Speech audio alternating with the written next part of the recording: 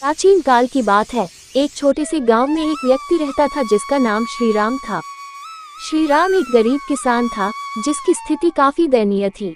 उसका खेत छोटा था और फसल भी हमेशा औसत ही होती थी। लेकिन श्रीराम के दिल में बड़े सपने थे।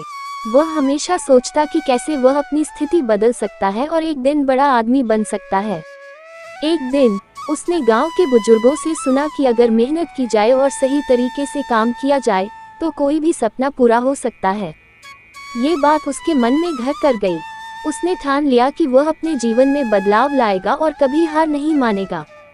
श्रीराम ने अपने खेत को ठीक से तैयार किया और फसल की बेहतर देखभाल करने लगा। इसके साथ ही उसने छोटी मोटी खेती से अतिरिक्त आय के लिए एक छोटा सा व्यापार शुरू किया।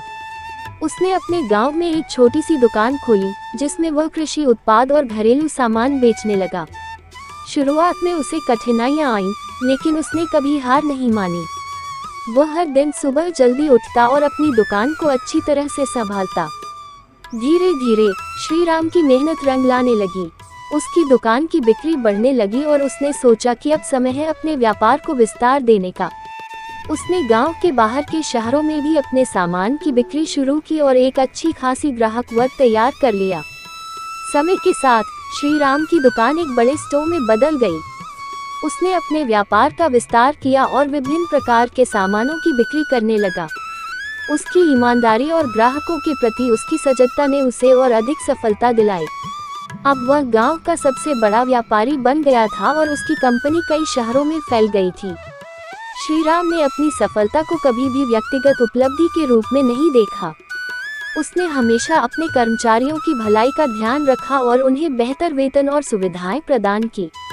उसकी कंपनी ने गांव के कई लोगों को रोजगार प्रदान किया और उनके जीवन में भी बदलाव लाया। श्रीराम की सफलता का सफर यही खत्म नहीं हुआ।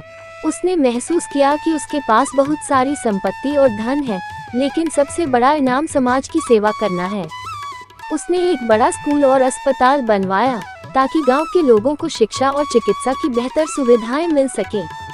उसने गरीब बच्चों के लिए छात्रवृत्ति का प्रबंध किया और गांव के बुजुर्गों के लिए वृद्धाश्रम की स्थापना की।